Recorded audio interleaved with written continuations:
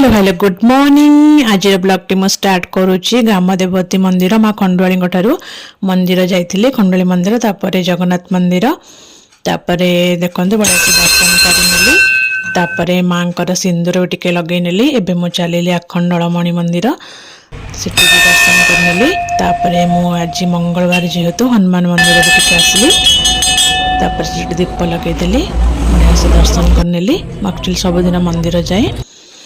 तापरे तांकर भी टिके सिंदूर लगे नेली तापरे घर को आसी देखंतु आज टिके भात बनाउची कहीं आज मंगलवार ओषा अच्छी से भात बैगण भजा और दही भात भी टिके बनै देली छुंक देकी तापरे लंच बॉक्स रेडी करदेली बैगण भजा और आलू कोबी बीन्स भजा ब्रेकफास्ट खाईदेली पराठा और भजा तापर इवनिंग रे घर को आसली देखिली आमर केते सारा कोली आसीची गोटे तो आचार्य होइची आ एटा कोन करबा आपन कमेंट करी जणेबे। मु डिनर कर सोई जाइथिली। Good night.